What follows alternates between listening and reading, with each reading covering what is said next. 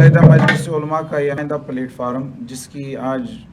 یہ میٹنگ یہاں بڑگام میں آغا سید حسن موسوی صفی کی قیادت میں منعقد ہوئی، یہ نمائندہ اجلاس وسیم رضوی ملعون کی ناشائستہ حرکت اور ارتدادی فعل کی شدید الفاظ میں مذمت کرتا ہے اور حکومت سے یہ مطالبہ کرتا ہے کہ مذکورہ شخص پر قرآن کریم کی توہین کرنے پر اس کو گرفتار کیا جائے اور اسے قرار روا کی سزا دی جائے۔ یہ اجلاس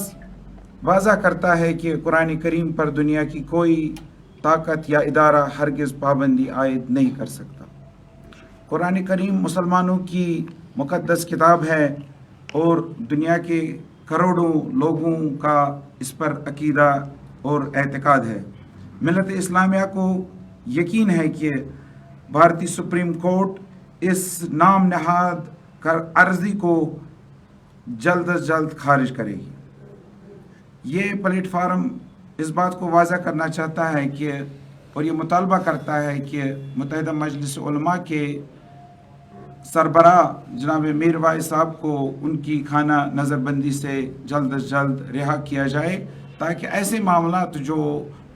واقع ہوتے ہیں ان میں وہ بہتر طریقے سے رہنمائی اور قیادت کر سکے۔ ہم یہ بھی مطالبہ کرتے ہیں، ہم لوگوں سے یہ اپیل کرتے ہیں کہ وہ ایسے وقت میں آپسی اتحاد اور بھائی چارے کی فضا کو قائم رکھے اور ایسے افراد سے بچ کر رہیں جو اس موقع کو مسلکی منافرت میں تبدیل کرنا چاہتے ہیں۔ اس لیے اس اشتعال انگیزی کی ضرورت نہیں ہے۔ اتحاد اور اتفاق سے ہم تمام حربوں کو ناکام بنا سکتے ہیں۔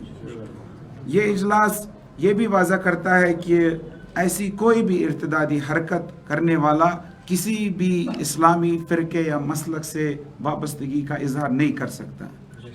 اور جو بھی ایسی حرکت کرے گا اس کا مسلمانوں کے کسی بھی مسلک یا فرقے سے کوئی تعلق نہیں ہے، بلکہ وہ دشمنوں کا ایجنٹ ہے، سامراجی اعلی کار ہے،